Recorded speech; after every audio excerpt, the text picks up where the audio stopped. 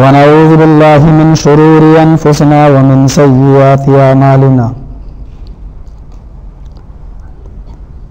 من يهده الله فلا مضل له ومن يضلل فلا هادي له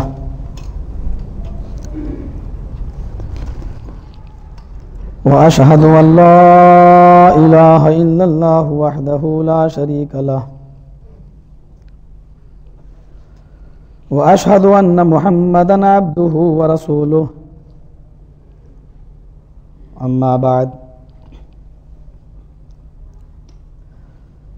فإن خير الحديث كتاب الله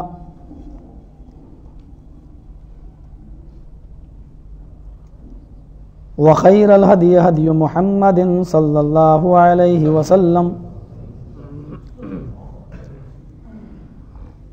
وشر الأمور محدثاتها وكل محدثة بدعة وكل بدعة ضلالة وكل ضلالة في النار. أعوذ بالله السميع العليم من الشيطان الرجيم. بسم الله الرحمن الرحيم.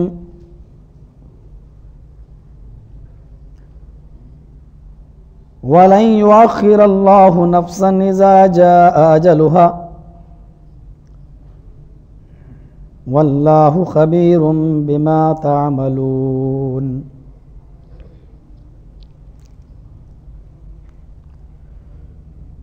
وعن أبي هريرة رضي الله تعالى عنه قال سمعت رسول الله صلى الله عليه وسلم يقول سبعة يظلهم الله في ظله يوم لا ظل إلا ظله إمام عادل وشاب نشأ في عبادة الله رب اشرح لي صدري ويسر لي أمري واحلل عقدة من لساني يفقهوا قولي رب زدني علما اللهم رب زدني علما آمين.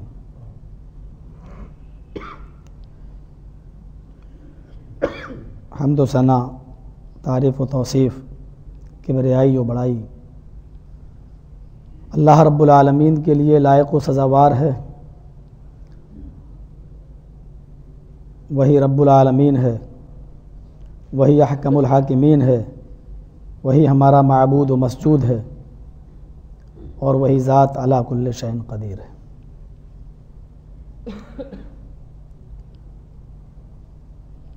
درود و سلام کے بے شمار پھول نچھاور ہوں احمد مصطفیٰ سرور کائنات محمد عربی صلی اللہ علیہ وسلم پر. اللہم صلی وسلم وبارک علیہ. آپ کی اس مسجد میں خدیجۃ الکبریٰ کے نام سے جو مشہور ہے، کئی دن پہلے سے ہمارے پاس خبریں پہنچ رہی تھیں اور سارے ہی لوگوں نے قاری بشیر صاحب کا نام مجھ سے لیا، لیکن میں اپنی ایسی مصروفیات میں مشغول تھا کہ جس کی وجہ سے میں پہلے ٹائم نہیں دے سکا. اور اب بھی میں نے جو وقت نکالا ہے وہ اس پوزیشن میں ہے کہ ابھی یہاں کا پروگرام ختم کر کے مجھے ملیر جانا ہے اور عشاء کی نماز کے بعد فوراً وہاں دوسرا خطاب ہے.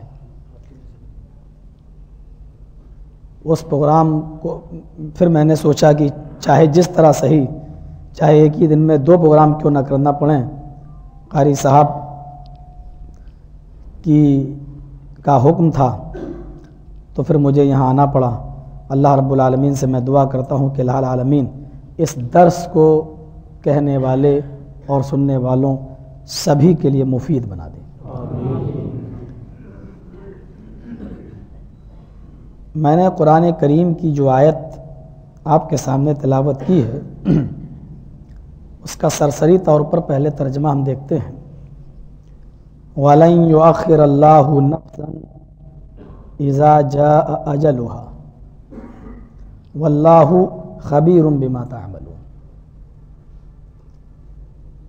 لن فعل مضارع پر داخل ہے، معنی میں زیادتی ہوئی۔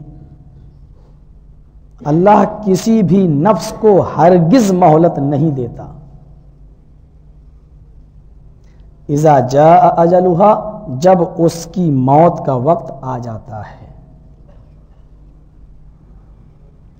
واللہ خبیر بما تعملون، اور اللہ بہت زیادہ خبر رکھنے والا ہے ان کاموں کی جن کو تم دنیا میں کرتے ہو۔ تمہارے تمام عملوں سے وہ باخبر ہے۔ خبیر فعیل کے وزن پر ہے، مبالغہ ہے، بہت زیادہ علم رکھنے والا ہے وہ تمہارے عملوں کے بارے میں اچھی طرح جانتا ہے۔ عمل بھی کیسے؟ ایک عمل ہوتا ہے جو بچہ بچپن سے کرتا ہے، ایک عمل ہوتا ہے جو نوجوان ہونے کے بعد اور جوانی کے عالم میں کیا جاتا ہے، ایک عمل وہ ہوتا ہے کہ انسان جوانی بھر تو نیند سے سویا اور اپنی جوانی کو اس نے لایعنی کاموں میں گزارا، اور اس کے بعد میں جب دیکھا کہ اب میرا بڑھاپا شروع ہو چکا ہے تو اس کے بعد میں وہ مسجدوں میں جانا شروع ہو گیا۔ ایک عمل وہ ہوتا ہے کہ انسان حد سے زیادہ بوڑھا ہو جاتا ہے، تب وہ جلدی شروع کر دیتا ہے۔ ہم انسان کی عمر کو 4 یا 5 حصوں میں تقسیم کر سکتے ہیں۔ ایک چیز ہوتی ہے بچپنا، اس کے بعد شروع ہوتی ہے نوجوانی، اس کے بعد میں شروع ہوتی ہے جوانی، اس کے بعد میں شروع ہوتا ہے ادھیڑ عمر، جو نہ جوانی میں شامل ہے نہ بڑھاپے میں، اور ایک حصہ ہوتا ہے بڑھاپے کا جو موت تک چلتا ہے۔ علامہ ابن تیمیہ نے عمر کے اس حصے کو 5 حصوں میں تقسیم کرنے کے بعد متعین کیا ہے کہ بچپن سے لے کر، بچپنا جو کہلاتا ہے وہ تقریباً 12 سال کی عمر تک، یہ بچپنا ہے۔ 12 سال سے لے کر 23-24 سال تک یہ عموماً نوجوانی کہلاتی ہے،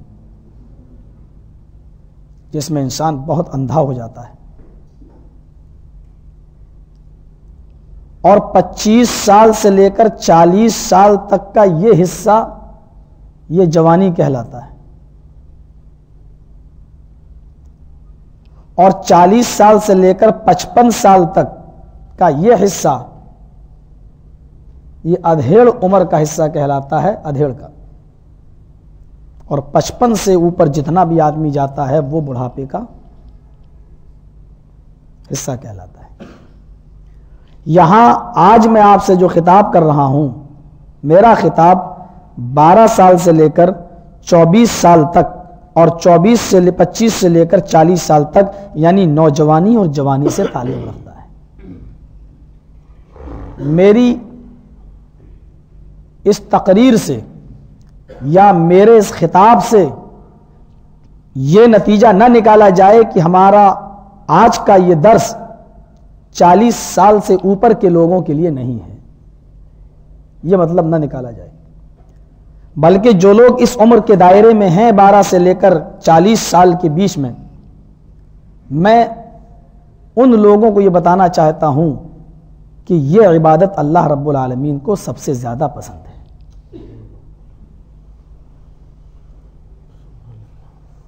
اور اسی لیے وہ حدیث آپ اٹھائیے کہ جس میں پوری عمر کے بارے میں تو ایک الگ سے سوال ہوگا، جب سے ہوش سنبھالا تب سے لے کر موت تک تم نے کیا کیا، اس کا سوال تو الگ سے ہوگا، لیکن یہ پوری عمر میں جس میں بچپنا، جوانی، نوجوانی، ادھیڑ عمر اور بڑھاپا سب شامل ہے، اس کے بارے میں سوال تو ہوگا، اور پورا سوال کرنے کے بعد پھر اللہ نوجوانی کے تعلق سے، جوانی کے تعلق سے ایک الگ سے سوال کرے گا۔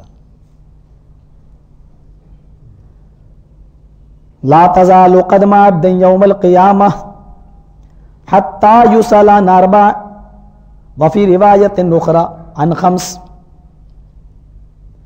عن عمره فيما أفناه وعن شبابه فيما أبلاه. میدان محشر قیامت کا دن، سورج صرف 1 میل کے فاصلے پر، زمین تانبے کی، حشر کا میدان ہوگا، انسان جمع ہوگا. یحشر الناس یوم القیامت حفاتا عراتا غرلا. لوگ ننگے پیر ہوں گے، جسموں پر کپڑے کا ایک تار بھی نہ ہوگا، ایک دھاگا بھی نہ ہوگا. غرلن، سب کے سب اپنی فطری پیدائش پر اٹھیں گے، یعنی غیر مختون ہوں گے، ان کا ختنہ نہ ہوگا. اما عائشہ نے پوچھا الرجال والنساء جميعا یا رسول اللہ، اے اللہ کے نبی کیا مرد اور عورتیں دونوں ایک ساتھ جمع ہوں گے؟ فرمایا ہاں. کہا ينظر بعضهم الى بعض، کیا مرد عورتوں کی طرف اور عورتیں مردوں کی طرف دیکھیں گے؟ کیا بعض بعض کو دیکھے گا؟ فرمایا ہاں. اما عائشہ کہتی ہیں اللہ کے نبی تب تو عورتیں مارے شرم کے مر جائیں گی جب مرد ان کی طرف نظریں اٹھا کے دیکھیں گے. فرمایا الامر اشد ان یہمہم، اور ایک روایت میں آتا ان یہم ذالک، معاملہ اتنا سخت ہوگا، اتنا سخت ہوگا کہ کسی کو کسی کی طرف دیکھ کر شہوت نہ ابھرے گی. معاملہ اتنا سخت ہوگا کہ کوئی کسی کے پیچھے نہیں، اس کو اپنی جان بچانے کی فکر ہوگی. اشد، الامر اشد، بہت سخت معاملہ ہوگا. اشد بھی اس میں تفضیل ہے، جیسے کبیر سے اس میں تفضیل بنتا اکبر. اللہ اکبر، اللہ بہت بڑا ہے، جس کے بڑے ہونے کی کوئی انتہا نہ ہو، بہت بڑا ہے. اشد، اتنا سخت معاملہ ہوگا کہ شدت میں اس کے بارے میں سوچا ہی نہیں جا سکتا کہ وہ کتنا سخت دن ہو. فرمایا ایسے موقع پر کوئی بھی انسان اپنا قدم ہلا نہیں سکتا. لا تزال قدم عبد یوم القیامہ، کوئی بھی انسان اپنا قدم ہٹا نہیں سکتا اس میدان سے جب تک کہ وہ 4 سوال کا، اور ایک روایت میں آتا 5 سوال کا جواب نہ دے دے. قدم ہلا نہیں سکتا. یہاں تو نماز میں چلو ہلا لو، بغل والا سرک گیا، چلو کسی کا وضو ٹوٹ گیا نماز میں، توڑ کے چلا گیا نیت، آگے بڑھ گیا، جگہ خالی ہوئی مل جاؤ، پیر ملانے کا حکم ہے، لیکن وہاں تو قدم ہلا نہیں سکتا. اور لا تزال آیا، لا تزال قدم عبد یوم القیامہ، آدمی اپنے دونوں پیروں میں سے کوئی نہیں. اور زالا عربی زبان میں تسلسل بلا انقطاع کے لیے آتا ہے، یعنی ایسی کنٹینیوٹی، ایسا ریگولر کہ 50,000 سال تک وہ اپنا قدم نہیں ہٹا سکتا جب تک کہ 5 سوال کا 4 سوال کا جواب نہ دے. عن عمرہ فیما افناہ، پہلا سوال عمر کے تعلق سے ہوگا. میرے بندے میں نے تجھے 80 سال 90 سال کی عمر دی، بتا تو نے اپنی اس عمر کو کہاں فنا کیا؟ عن عمرہ فیما افناہ، اپنی عمر کو تو نے کہاں خرچ کیا؟ دیکھیے عمر میں ساری چیزیں آ گئی ہیں. جتنے سال کی عمر دی ہے پورے سال پوری عمر کا حساب دیکھ، کہاں گنوایا؟ سارے لوگ سوچیں، جواب ہمیں اور آپ کو دینا ہے. یہ پہلا درس کا پہلا ایگزامینیشن ہال ہے جہاں اللہ نے پرچہ آؤٹ کر دیا ہے، نبی نے پرچہ بتا دیا ہے. امتحان حال میں پرچہ بعد میں دیا جاتا ہے، بچے نے پورے سال کیا محنت کی ہے وہ پرچے دیا جاتا ہے، تب اس کی صلاحیت کا اندازہ لگایا جاتا ہے. یہ پہلا ایسا امتحان حال ہے جہاں اللہ نے پرچہ پہلے ہی سے آؤٹ کر دیا ہے کہ تمہیں امتحان، تمہیں پرچہ بتا دیا ہے، چلو انہی کی تیاری کر لو، یہی پوچھا جائے گا تم سے. کتنا نالائق ہے وہ طالب علم، وہ اسٹوڈنٹ جس کو پہلے سے پرچہ معلوم ہو پھر اس کی تیاری کر کے پاس نہ ہو سکے. اور کتنا ناکارہ ہے اللہ کا وہ بندہ جس کو پہلے ہی سے معلوم ہو کہ 5 سوال اللہ کرے گا اور اس کی تیاری کر کے وہ جنت کو حاصل نہ کر سکے. لوگ کہیں گے ارے تجھے سوال معلوم تھا کہ یہ آئے گا، پھر تو نے اس کی تیاری نہیں کی. ارے تجھے تو پہلے ہی سے معلوم ہو چکا تھا. لوگ کتنے تعجب کی نظر سے دیکھتے ہیں اس آدمی کو جس کو سوالات پہلے سے معلوم ہو اور وہ پھر بھی محنت نہ کر سکے. اس وقت بھی فرشتے بڑا تعجب کریں گے کہ بندوں کو سب کچھ معلوم تھا یہ سوال, پھر بھی وہ تیاری نہیں کر سکے. عن عمرہ فیما افناہ, اپنی عمر کو کہاں گوایا. عمر کے بارے میں پورا حساب و کتاب لینے کے بعد اب اللہ جوانی کے تعلق سے الگ سے سوال کرے گا. وعن شبابہ فیما ابلاہ, 12 سال سے 25 اور 25 سے 40 سال کے درمیان جو عمل تم نے کی اس کا الگ حساب دو. جوانی کی اہمیت کا اندازہ یہاں سے لگایا جا سکتا ہے کہ نوجوانی اور جوانی اللہ کی نظر میں کتنی اہمیت کی حامل, کیونکہ یہی عمر وہ ہوتی ہے جب انسان بہک سکتا ہے, اور یہی وہ عمر ہوتی ہے جہاں انسان اپنا قدم ڈگمگا بھی سکتا ہے اور اپنے آپ کو بنا بھی سکتا ہے. یہی وہ معاملہ ہے. بہگا تو بہکتا چلا جائے گا, اور اگر اس عمر میں اس نے اپنے آپ کو بچایا, فرمایا جوانی کے عالم میں صحت و تندرستی کے حالت میں اگر کوئی بندہ میری راہ میں 1 روپیہ 1 درہم 1 دینار اللہ کی راہ میں خرچ کرتا ہے, اور ایک آدمی بڑھاپے کے عالم میں مرض الموت میں مبتلا ہے اور وہ 1 لاکھ درہم اللہ کی راہ میں خرچ کرتا ہے, تو اللہ تعالیٰ کو اس نوجوان کا 1 درہم اس کے 1 لاکھ درہم سے زیادہ محبوب ہوتا ہے. اس لیے کہ وہ اب جان چکا ہے کہ یہ میرا آخری وقت ہے, وہ اب اللہ کے ڈر سے دے رہا ہے. حالانکہ نوجوان کو دنیا کی رنگینیوں کے اندر مست ہونے کے باوجود وہ سمجھ رہا ہے کہ مجھے اللہ کے یہاں جانا ہے, اس لیے اس کو کا 1 درہم اور بڑھاپے کے وقت کا 1 لاکھ درہم, اللہ کے نبی فرماتے ہیں کہ اللہ کی نظر میں 1 درہم کی جو حیثیت ہے وہ 1 لاکھ درہم کی نہیں ہے. ابھی جو خرچ کرنا ہے کر لو, ابھی جو دینا دے لو. وَأَنفِقُوا مِمَّا رَزَقْنَاكُمْ مِن قَبْلِ أَن يَأْتِيَ أَحَدَكُمُ الْمَوْتُ, خرچ کر لو اس موت کے آ جانے سے پہلے. جب ملک موت تمہارے سینے پہ سوار ہو جائے گا, تمہارے حلق پر تمہارے ٹیٹوے پر سوار ہو جائے گا, تمہاری روح قبض کرنے کا جب وقت آئے گا, اور اس وقت اگر تم کہنے لگو لولا اخرتنی الی اجل قریب, اے اللہ مجھے تھوڑی سی مہلت اور دے دے, اللہ مجھے تھوڑا سا وقت اور دے دے, میرے بینک میں اتنے لاکھ اتنے کروڑ روپیہ جمع ہے, میں نکال کر تیری راہ میں دے دوں, اللہ مجھے تھوڑی سی مہلت دے دے. فَأَصَّدَّقَ وَأَكُن مِّنَ الصَّالِحِينَ, تاکہ میں صدقہ اور خیرات کر لوں اور نیک لوگوں میں سے بن جاؤں, صالحین میں شمار ہو جاؤں. اوپر سے آواز آئے گی, اللہ جواب دے گا وَلَن يُؤَخِّرَ اللَّهُ نَفْسًا, اللہ تیری دولت کا لالچی نہیں ہے. اب 1 لاکھ نہیں 5 لاکھ نہیں 1 کروڑ روپیہ بھی تو لینے جانا چاہے گا, تیری موت کا وقت آ چکا ہے, تو اللہ کو اب لالچ نہیں ہے کہ تو کروڑ روپیہ خرچ کر. جب تیری موت کا وقت آ گیا تو اللہ ذرہ برابر بھی تجھے مہلت نہیں دے گا. وَلَن يُؤَخِّرَ اللَّهُ نَفْسًا إِذَا جَاءَ أَجَلُهَا, اللہ کا اصول, اللہ کا قانون, اللہ کا دستور سمجھ لو کہ اللہ کسی نفس کو مہلت نہیں دیتا جب اس کا وقت آ جاتا ہے. خوب جانتا ہے کہ تم نے بینک بیلنس کیوں جمع کیا. یہی دولت, یہی سونا, یہی چاندی زمین میں جو لوگ گاڑ گاڑ کے رکھتے ہیں یا بینک بیلنس بنا کر رکھتے ہیں, یہی دولت قیامت کے دن بخاری کی حدیث ہے ایک گنجا سانپ بن کر آئے گا, یہی دولت گنجا سانپ بن کر آئے گی اور اس آدمی ہی کے گلے میں لپٹ جائے گا.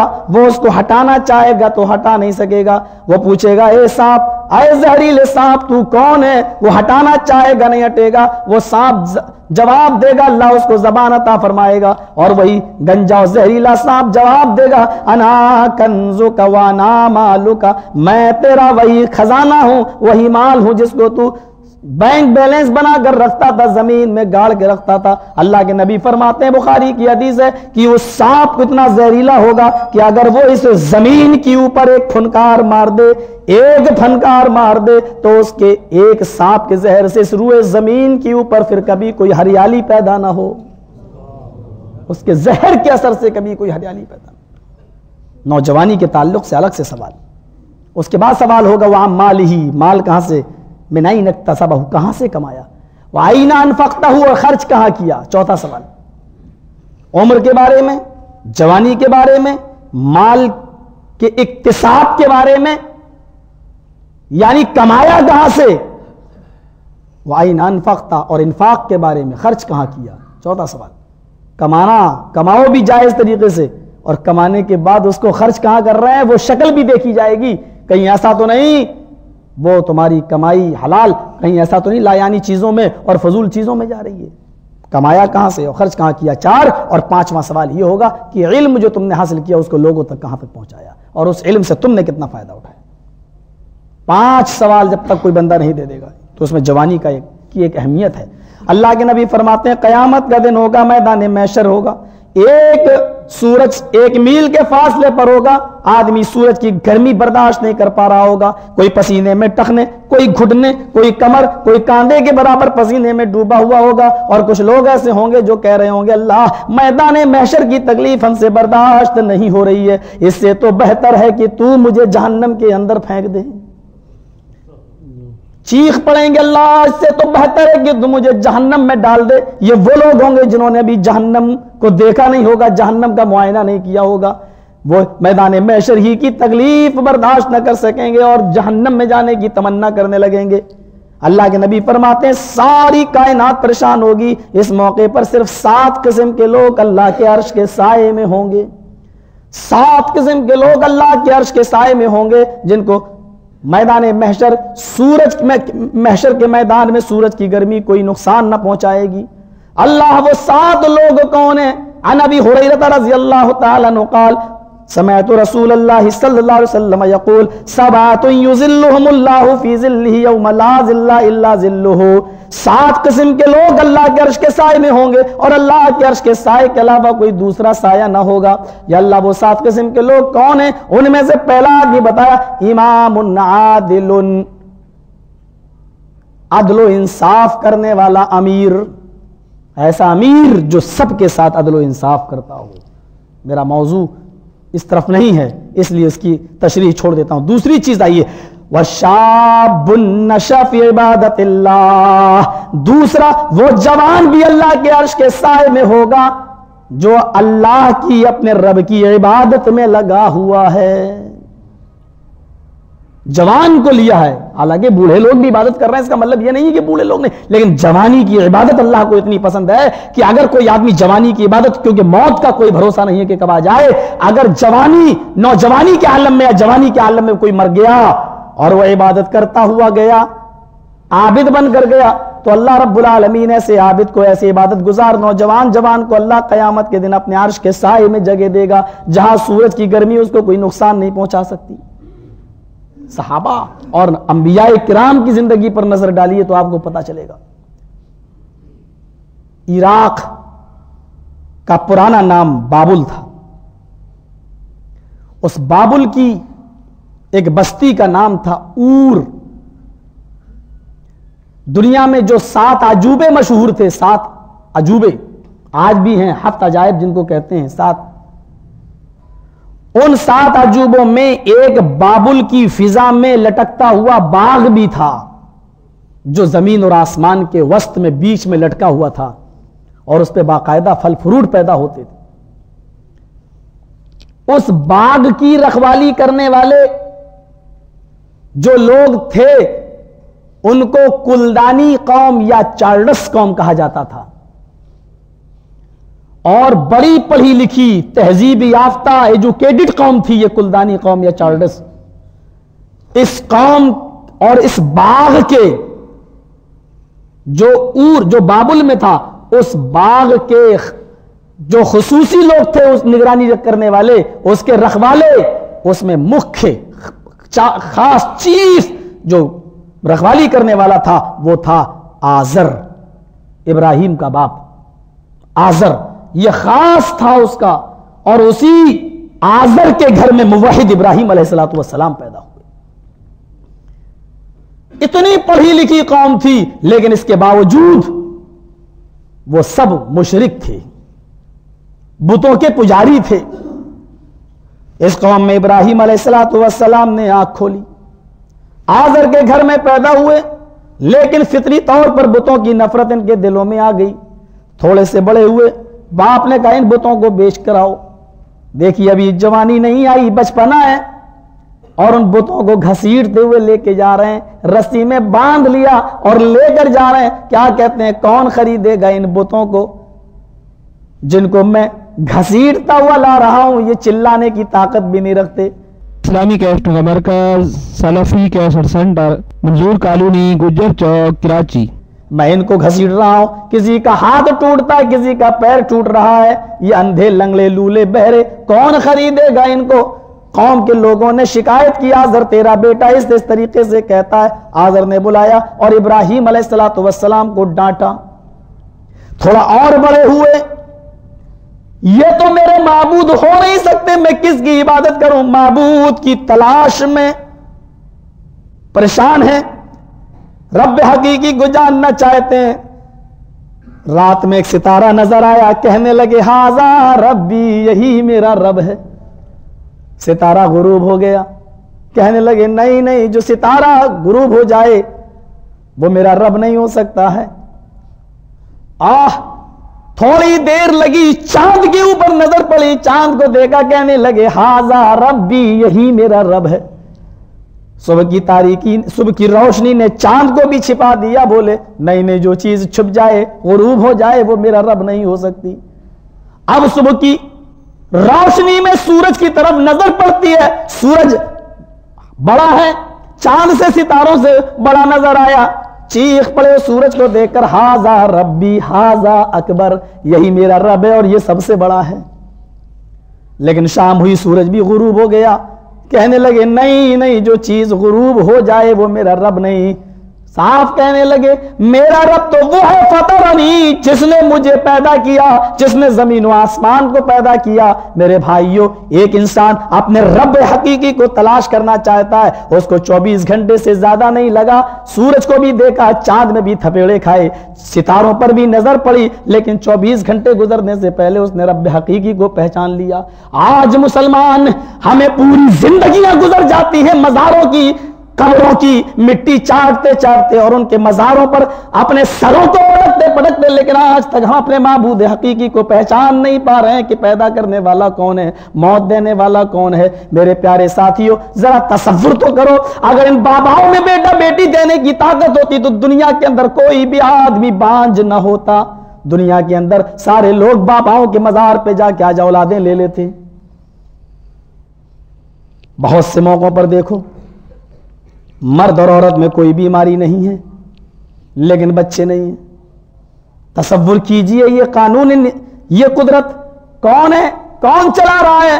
اور وہ اللہ تو اس بات پر بھی قادر ہے کہ عیسیٰ کی ماں مریم نے شادی نہیں کی، لیکن عیسیٰ بغیر باپ کے پیدا کر دیا عیسیٰ کو۔ اس سے مانگو جو بغیر باپ کے بھی بیٹا بیٹی دینے پر قادر ہو۔ آج ہم پہچان نہیں پا رہے۔ ابراہیم علیہ السلام بڑے ہوتے گئے، بغاوت کا اعلان کرتے گئے، بالآخر ایسا ہوا کہ باپ نے ان کو اپنے گھر سے نکال دیا، ہجرت کا حکم ہو گیا۔ صرف 3 آدمیوں پر مشتمل یہ قافلہ، ابراہیم، ان کے بھتیجے لوط اور ان کی بیوی سارہ، 3 آدمیوں پر مشتمل یہ قافلہ شام کی طرف عراق سے، بابل سے ہجرت کر کے جا رہا ہے۔ یہ نوجوان ہیں، جوانی کے عالم میں ابراہیم علیہ السلام کیسی قربانی دینا پڑ رہی ہے، ذرا تصور کیجئے گا۔ عراق سے شام، گھوڑے ہیں، اونٹ ہے، اس کے علاوہ کوئی سواری نہیں ہے، ایک اونٹ پکڑا، لے کے چل دیے۔ راستوں میں اتنی رونق بھی نہیں ہے، ٹیوب لائٹیں بھی نہیں ہیں، جنگلوں سے گزر کے جانا ہے، جہاں درندے بھی ہیں، جہاں شیر و چیتے اور تیندوؤں کی گھرانے کی اور چیخنے چلانے کی آواز۔ ذرا تصور کیجئے کہ ان 3 لوگوں پر مشتمل یہ قافلہ، اس کو کتنی پریشانیوں کا سامنا کرنا پڑا ہوگا۔ دنیا کی تاریخ میں سب سے پہلے اگر کسی نبی نے ہجرت کی ہے تو وہ حضرت ابراہیم علیہ السلام ہے۔ ہجرت کر کے جا رہے ہیں، جیسے ہی اپنے ملک کو چھوڑتے ہیں، عراق کو خیر آباد کہتے ہیں، اس کے بارڈر پہ کھڑے ہو کر عراق کی طرف نظر ڈالتے ہیں اور کہتے ہیں ذرا غور کرو، ابراہیم کے ان جملوں پر انی ذاہب الی ربی سیہدین، اے عراق اور اے اہل عراق، میں تیری محبت کو خیر آباد کہہ کے اپنے رب کی طرف جا رہا ہوں، انی ذاہب الی ربی، میں تجھے خیر آباد، تیری محبت کو خیر آباد کہہ کر اپنے رب کی طرف جا رہا ہوں، سیہدین، وہی میرا رب میری رہنمائی فرمائے گا۔ یہاں کا رہنمائی فرمائے گا تو اور امتحان شروع۔ مسجدوں میں جاؤ، دعا مانگو اللہ بیٹا دے، 2 سال گزر جائیں بیٹا نہیں تو انسان عقیدہ بدل دیتا ہے۔ یہاں ابراہیم نے کہا اللہ میں تیرے راستے کی طرف جا رہا ہوں، تو ہی میری رہنمائی فرمائے گا، دعا کی آگے بڑھے۔ اس ملک کے بادشاہ کی نظر ابراہیم کی بیوی کے اوپر پڑ گئی اور اس نے ابراہیم کی بیوی کی عزت لوٹنا چاہی، نعوذ باللہ۔ سارا نے دعا کی، 3 مرتبہ اس نے ہاتھ بڑھایا، تینوں مرتبہ شل پڑ گیا، سارا تک ہاتھ نہیں پہنچ پایا، اس لیے کہ اس نے دعا یہ کی تھی اللہ میں نے تیرے بندے ابراہیم کی پیروی کی ہے، تیرے راستے پہ میں قائم رہی ہوں، اگر میں حق پر ہوں تو اس مردود سے تو میری حفاظت فرما۔ واسطہ اپنے عمل کو دیا، آج تک میں نے ابراہیم کے دین کی پیروی کی ہے، اگر میں حق پر ہوں تو عمل کا وسیلہ دیا۔ عمل کا وسیلہ دینا جائز ہے، وسیلہ سے مراد ہی عمل کا وسیلہ ہے، وسیلے سے مراد یہ نہیں ہے بزرگوں کا وسیلہ۔ وہ 3 لوگ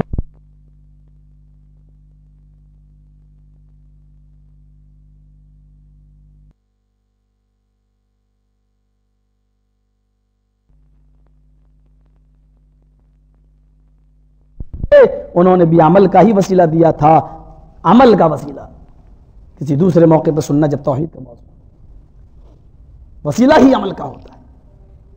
بہرحال وہاں سے اس نے اپنی بیٹی ہی دے دی ہاجرہ۔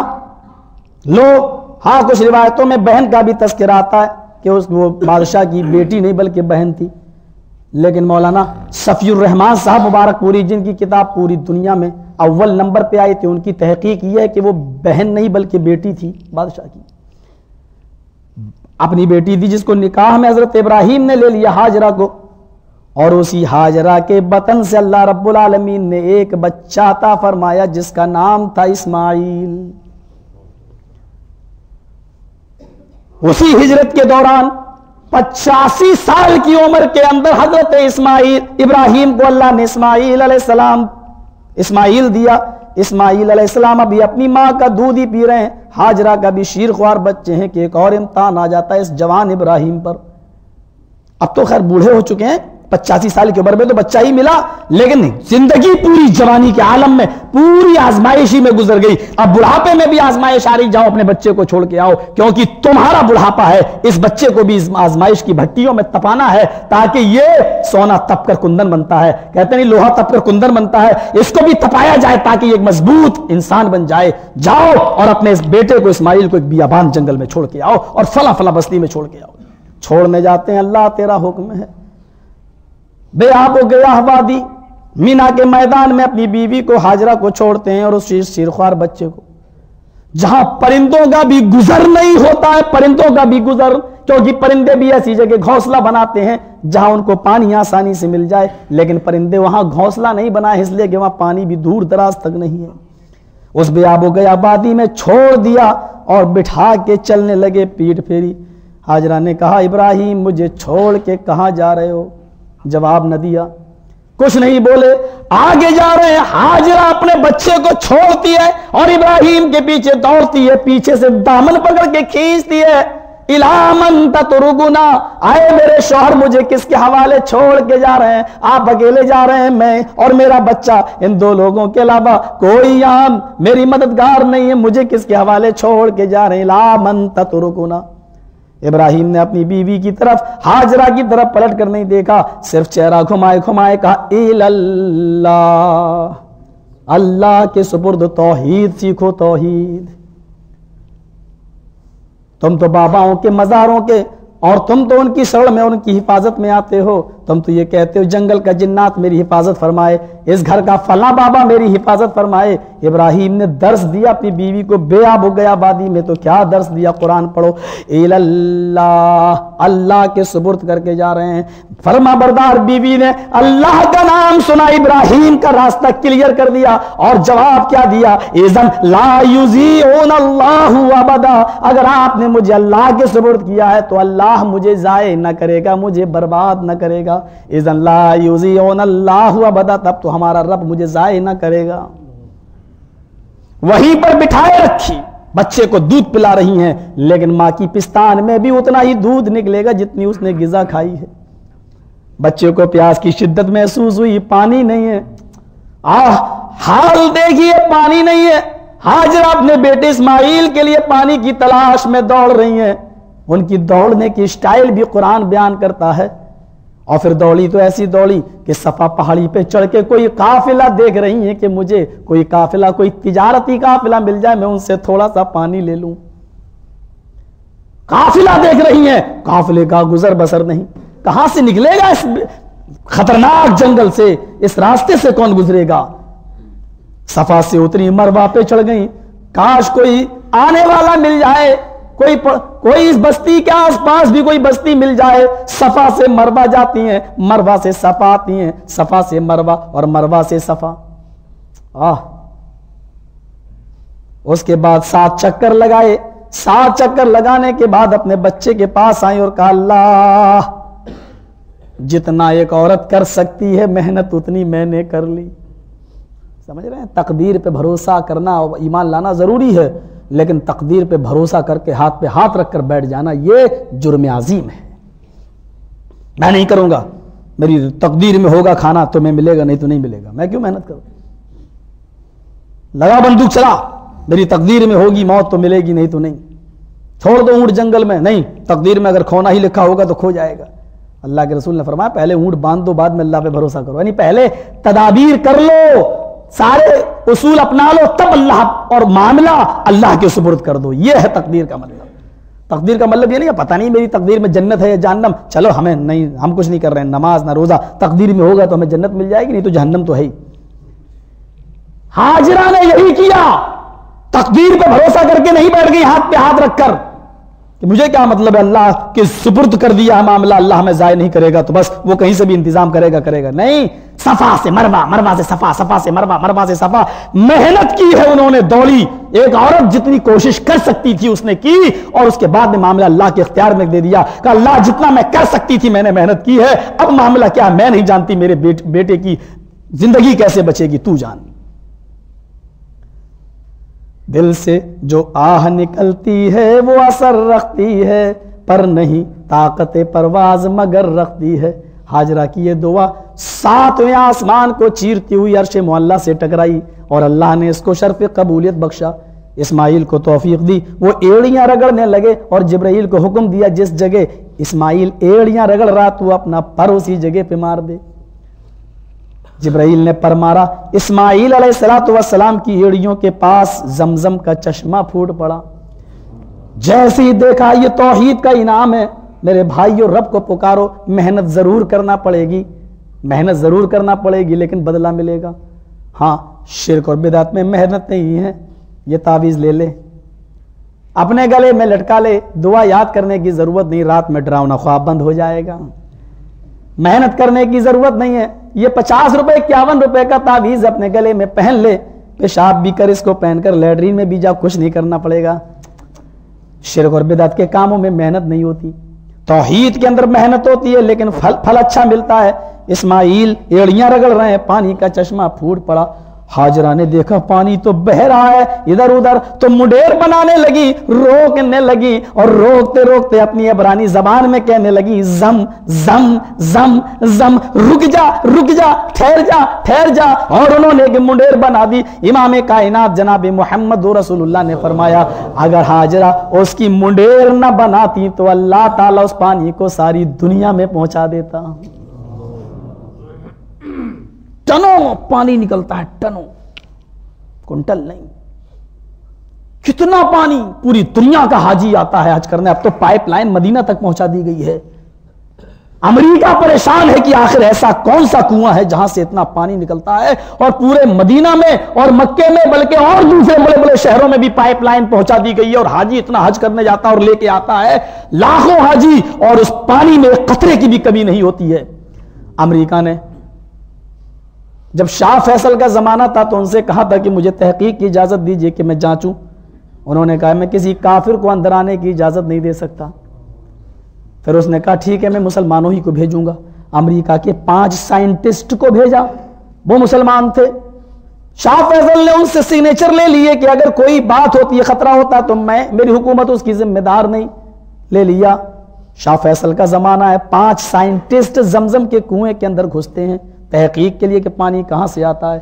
ایسا راز ان کو مل گیا کہ وہ 5 آدمیوں نے اس راز کو نوٹ تو کیا، نقل تو کرنا چاہا، جس کی باقاعدہ تفصیلی گفتگو ہوتی جا رہی تھی، لیکن اس کے بعد وہ 5 آدمی کہاں چلے گئے آج تک پتہ نہ چل سکا. وہ کنویں سے زندہ ہی باہر نہیں آئے اور نہ ان کی لاشیں ہی ملی. وہاں سے لاشیں تک نہیں ملی. امریکہ پریشان ہے کہ آخر یہ اتنا پانی آتا کہاں سے. اور اب تعجب تو یہ ہے کہ زمزم کے پانی کے اندر وہ ساری کیلشیم، آئرن اور جس چیز کی ضرورت ہوتی ہے وہ ساری چیزیں اس کے اندر موجود ہیں. آج دیکھ لیجئے پانی جن کو آپ بسلری کی بوتل یا جس کو آپ منرل واٹر کہتے ہیں اس کو لے لیجئے، لیکن اس کے اندر ایک میعاد ہوتی ہے، کیمیکل ڈال کر یہ پانی بنایا جاتا ہے، لیکن اس پر ایکسپائری ڈیٹ پڑی ہوئی ہوتی ہے، اتنے دن کے اندر اندر استعمال کرو، اس کے بعد میں یہ بھی خراب ہو جاتا ہے. لیکن جو حاجی حجاج 10 سال پہلے حج کرنے گئے اور پانی لے کے آئے، ان سے پوچھو 10 سال پرانا پانی بھی اگر تمہارے پاس ہے تو اللہ کی قسم وہ پانی کبھی خراب نہیں ہوتا، اور ایسا نہیں ہوتا کہ اس کو کبھی پیا نہ جائے. زمزم میں آج بھی یہ خصوصیت ہے کہ اس کو کھلے میدان میں رکھ دو، اس میں کیڑے نہیں پڑ سکتے. وہ پانی ہے. یہ توحید کا بدلہ ملا ہے، توحید کا. اس کو تپانا تھا اسماعیل علیہ السلام کو، کیونکہ آگے چل کر 13 سال کی عمر میں ان سے بھی امتحان لینا ہے. جب یہ 13 سال کے ہوئے تو اسماعیل کی قربانی بھی دے دو. اب 99 سال کا بوڑھا اسماعیل کو ذبح کر رہا ہے. اللہ کی رضامندی یہی تھی کہ تم اس پر چھری چلاؤ. تو 13 سال کا وہ بچہ، یہ جوان تھا، نوجوان تھا، 12 سال سے نوجوانی ہو رہی ہے. 13 سال کا یہ بچہ جب نوجوانی کو پہنچا تو نوجوانی میں پہلا امتحان یہ ہو رہا ہے کہ اپنے بیٹے کو قربان کر دو. بیٹے سے پوچھا فانظر ماذا ترى، تیری کیا رائے ہے؟ تو بیٹے نے کیا جواب دیا؟ یا ابت افعل ما تؤمر ستجدنی انشاءاللہ من الصابرین. اے ابو جان، آپ کو جو حکم دیا گیا آپ اس کام کو جلدی کر ڈالیے اور آپ انشاءاللہ مجھے صبر کرنے والوں میں سے پائیں گے. جب بیٹے نے اس توحید کی مشن کو پورا کیا تو اللہ نے انعام یہ دیا کہ اسماعیل کو تو بچا لیا، اور وہ دمبا جو حابیل نے قربانی کے لیے پیش کیا تھا اور جس کو زندہ اٹھا لیا گیا تھا، جو 40 سال سے بھی زیادہ عرصے تک جنت میں ٹہلتا اور چرتا پھرتا رہا، اللہ نے اس دمبے کو جو حابیل نے قربانی کے لیے پیش کیا تھا، اللہ نے اسی دمبے کو جنت سے اتارا، کیونکہ کل نفس ذائقۃ الموت، ہر نفس کو موت کا مزہ چکھنا تھا، اس لیے دمبے کو بھی موت آنا تھی، کیونکہ یہ حابیل کا پیش کیا ہوا تھا اور اب اس کو موت نہیں آئی تھی. اللہ نے اسماعیل کی جگہ پر اسی دمبے کو بھیجا اور ابراہیم نے اسی دمبے کو ذبح کر دیا.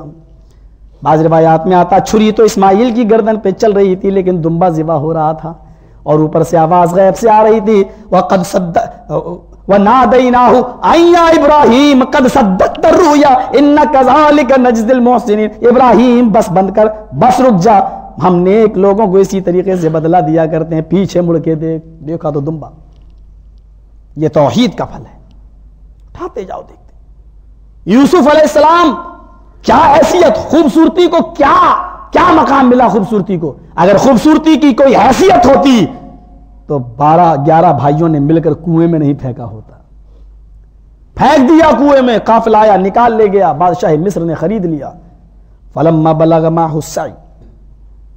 اور کہیں ان کے بارے میں بھی یہی جملہ آیا یوسف علیہ السلام کے بارے میں، وہ بھی بالغ ہو گیا. یوسف بالغ ہو گیا. جب یوسف بالغ ہوئے، بادشاہ مصر کی بیوی ان کی خوبصورتی پر فریفتہ ہو گئی، خوبصورتی پر فریفتہ ہو گئی اور ان کے بلوغت کا انتظار کرنے لگی. اور ایک دن آیا کہ اس کے دل میں کچھ وسوسہ آیا شیطانی حرکت کرنے کے لیے، تو اس نے فوراً سارے دروازوں کو بند کر کے یوسف سے کہا کہ جلدی آ جاؤ. نوجوانی اور جوانی کا عالم دیکھیے. یہی ہوتا ہے اپنے آپ کو بچانے کا اور اپنے آپ کو سنبھالنے کا۔ یوسف نے دیکھا ہے، بھاگے، ایک دروازے کو کراس کیا، معاذ اللہ، اللہ کی پناہ، بھاگے، اس نے بھی پیچھا کیا، دوڑے، ایک دروازے کو کراس، دوسرے دروازے کو کراس، تیسرے دروازے کو کراس، چوتھے دروازے کو کراس، مین گیٹ آ گیا، وہیں پر اس نے پکڑ لیا۔ ایک دروازہ بند نہیں کیا تھا بادشاہ مصر کی بیوی نے، کئی دروازے بند کیے تھے۔ وغلقت الابواب جمع استعمال ہوا ہے قرآن میں، پلورل استعمال ہوا ہے عربی میں، باب مانی ایک دروازہ، بابان دو دروازے، ابواب بہت سے دروازے، اس نے کئی دروازے بند کیے، غلقت الابواب سارے دروازے بند کر دی۔ یوسف بھاگے، پہلے دروازے کو کراس، دوسرے کو کراس، تیسرے کو، چوتھے کو، مین گیٹ پہ پہنچے، جو مین گیٹ تھا اس کو پکڑ لیا، اس نے پیچھے سے کرتا پکڑا، قمیص، بیوی نے بادشاہ مصر کی، اور کھینچا۔ یوسف چونکہ دروازہ پکڑے ہوئے تھے اس لیے وہ اس کے اوپر گرے تو دروازہ کھل گیا، اس کو پکڑے ہوئے تھے، دروازہ کھل گیا، یہ اس کے اوپر گرے۔ تفسیر کشاف، تفسیر قرطبی، تفسیر خازن، عربی کی تفسیروں کے حوالے میں آپ کے سامنے پیش کر رہا ہوں، گرے یوسف بادشاہ مصر کی بیوی پر۔ حالانکہ ان روایتوں میں اس کا نام زلیخا بتایا گیا جو صحیح حدیثوں سے ثابت نہیں ہے، یہ ایک لایانی بات، جس کے دل میں جو آیا کہہ دیا بادشاہ مصر، لیکن کوئی ضروری نہیں ہے کہ قرآن و حدیث میں اگر اس کا نام نہیں آیا تو ہم زبردستی اس کے نام کے پیچھے پڑیں۔ الف لام میم کا معنی نہیں بتایا تو اس کا مطلب یہ نہیں ہے کہ ہم اٹکل پچو لگائیں اور زبردستی، ارے قرآن کی بلاغت اسی میں ہے کہ اس کو اسی حال پہ رہنے دو جس حال پہ اللہ رب العالمین نے نازل کیا ہے۔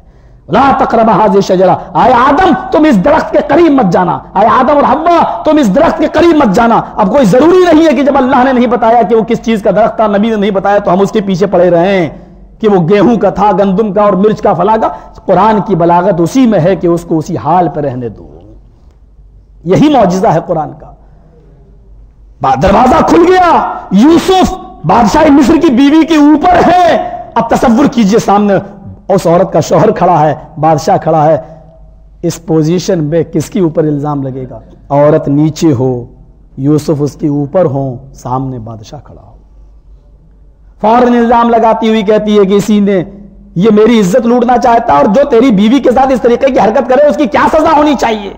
بہرحال جیل میں گئے، کسی جج نے فیصلہ کیا کہ اچھا میں فیصلہ کرتا ہوں کیا کہ یوسف کی قمیص دیکھ لو، آگے سے پھٹی ہے تو تیری بیوی سچی، یوسف جھوٹا، اور پیچھے سے پھٹی ہے اس کی قمیص تو یوسف سچا ہے، تیری بیوی جھوٹی۔ جب قمیص دیکھی گئی تو پیچھے سے پھٹی تھی، کہا تم عورتوں کی چالاکیاں ایسے ہی ہوتی ہیں، تدبیریں ایسے ہی ہوتی ہیں۔ بالآخر جیل کے پیچھے چلا جانا پسند کر لیا، لیکن بدکاری نہیں کی۔ یہ ہے نوجوانی کو میں اپنے آپ کو بچانے کی چیز، نوجوان ہو تو بچو۔ اور شاب النشا فی عبادت اللہ، ایک واقعہ اور مجھے ابھی دوسری جگہ جانا ہے، حضرت حنظلہ کو دیکھیے کیا ہے، آج شادی ہوئی، آج رخصتی ہو کر گھر پہ آج بیوی آئی ہے، مغرب کے بعد، عشاء کے بعد رخصتی۔ ہمارے پاکستان کے ماحول کی طرح نہیں کہ رات کے 3 بجے تو یہاں باراتیں آتی ہیں، وہ بھی 200 اور 150 آدمیوں کی، جس کا شریعت اسلامیہ میں کوئی حکم نہیں ہے کہ لڑکی والے کے یہاں باراتی بن کر جاؤ۔ اللہ کے نبی فرماتے ہیں، مسند احمد کی روایت، دخل سارقا وخرج سارقا، جو لڑکی والے کی یہاں باراتی بن کر کھانے گیا وہ چور بن کے گیا اور ڈاکو بن کر نکلا۔ کوئی شریعت کے اندر بارات کا تصور نہیں ہے۔ اٹھاؤ اس واقعے کو جو میں نے کئی مرتبہ سنایا ہے، اس پر بھی ایک نظر ڈال لو۔ وہ عورت جو آئی اور کہنے لگی اللہ کے رسول میں آپ سے شادی کرنا چاہتی ہوں، آپ نے کہا مجھے ضرورت نہیں۔ ایک صحابی بیٹھے تھے، کہا اللہ کے نبی آپ کو ضرورت نہیں تو میرے ساتھ کر دیجئے۔ آپ نے کہا اس عورت سے کرے گی تو اس کے ساتھ شادی؟ اس نے کہا اللہ کے نبی اگر آپ نہیں کرتے تو پھر اس سے کر دیجئے۔ آپ نے اس مرد سے پوچھا جوان سے، تیرے پاس نکاح میں مہر میں دینے کے لیے کچھ ہے؟ کہا اللہ کے نبی مہر تو دینے کے لیے کچھ نہیں ہے۔ آپ نے کہا مہر نہیں تو شادی کیسے کرے گا؟ جاؤ دیکھ کے آؤ۔ دیکھ کے آیا، کہا اللہ کے نبی کچھ نہیں ملا۔ آپ نے پھر بھیجا التمس خاتم من الحدید، لوہے کی انگوٹھی مل جائے تو وہی لے کے آؤ۔ بخاری کی حدیث ہے، وہ گیا اور آ کر کہنے لگا ما وجدت خاتم من الحدید یا رسول اللہ، لوہے کی انگوٹھی بھی مجھے نہیں ملی۔ آپ نے کہا کہ اپنے گھر میں جا کر کچھ دیکھ، ایک لنگی لے آیا۔ کہا اللہ کے نبی اس کے علاوہ کچھ نہیں ہے۔ کہا کیا کرتے ہو؟ کہا سوتے وقت باندھ لیتا ہوں۔ کہا یہ دے گا بیوی کو؟ بولا پوری نہیں دے سکتا ہوں، آدھی۔ آپ نے کہا آدھی تو تیرے مطلب کی نہیں رہ جائے گی اور آدھی میں اس کا بھی کچھ نہیں ہوگا، لنگی رکھ اپنے پاس۔ کہا پھر کیا کچھ نہیں ہے؟ جانے لگا۔ آپ نے کہا ادھر آؤ، اگر تمہارے لیے راستہ شریعت محمدی نہیں نکالے گی تو کون نکالے گا؟ تم مایوس ہو کر جا رہے ہے صرف اس لیے کہ مہر دینے کے لیے کچھ نہیں. اچھا بتاؤ قرآن کتنا یاد ہے؟ کہا اللہ کے رسول سورہ نبا یاد ہے, سورہ حاقہ یاد ہے, سورہ ملک یاد ہے, سورہ قیامہ یاد ہے. اتنی صورتیں یاد ہیں؟ کہا ہاں. کہا عورت تیرا شوہر اگر تجھے یہ صورتیں یاد کرا دے اور یہ صورتیں تجھے پڑھا دے اور سکھا دے اور اسی کو تو مہر مان لے تو کیا تو نکاح کرے گی؟ کہا اللہ کے نبی اگر میرے نکاح میں قرآن کی صورتیں مہر بن جائے تو مجھ سے زیادہ بابرکت کس کا نکاح ہوگا؟ اللہ کے نبی کھڑے ہوئے, خطبہ نکاح دیا. اس عورت کے ولی خود نبی اکرم بن گئے, اس لیے کہ اس کا باپ نہیں تھا, خود ولی بن گئے اور کہا جا لے جا. نہ سوٹوں کا پتہ تھا, نہ کپڑوں کا پتہ تھا, نہ ٹوپی کا پتہ تھا, نہ شیروانی کا پتہ تھا, نہ سونے اور چاندی کا پتہ تھا, اور نہ ہی باراتیوں کا پتہ تھا, اور ودا ہو گئی. عورت کو اسی کپڑے میں اور مرد کے اسی کپڑے میں اس کی ودا کر دی گئی ہے. یہ تصور کیجئے, تصور کیجئے. حنظلہ کی بھی شادی ہوئی اور آج آ گئی. آج رخصتی ہوئی, عشاء کے بعد اپنی بیوی کے ساتھ رات گزار رہے ہیں. شب زفاف ہے, بڑی ارمانوں کی رات ہوتی ہے. اپنی بیوی سے ملے, ہم بستری بھی کی, بالآخر اس سے فارغ ہوئے کہ جنگ کا نقارہ بج جاتا ہے. جنگ کا نقارہ بج جاتا ہے. اس آواز کے بعد کسی بھی مسلمان کے لیے ایک سیکنڈ بھی, ایک لمحہ بھی اپنے گھر پہ رکنا حرام ہے. گھوڑے کو ٹیک سیدھا کیا, تلوار میان میں ڈالی, گھوڑے پہ بیٹھے, کہا بیوی میں میدان جہاد میں اور میدان جنگ کے لیے جا رہا ہوں. بیوی نے کہا میرے پیارے شوہر میں منع تو نہیں کر رہی ہوں, لیکن تم نے مجھ سے ابھی جماع کیا, ابھی ہم بستری کیے. آئے میرے پیارے شوہر کم سے کم غسل جنابت تو کر لیجیے. آئے میرے پیارے سرتاج غسل تو کر لیجیے. اس ناپاکی کے اس حالت میں, یہ جنبی آپ ہو گئے, اس حالت میں میدان جنگ میں آپ جا رہے ہیں, اچھا نہیں.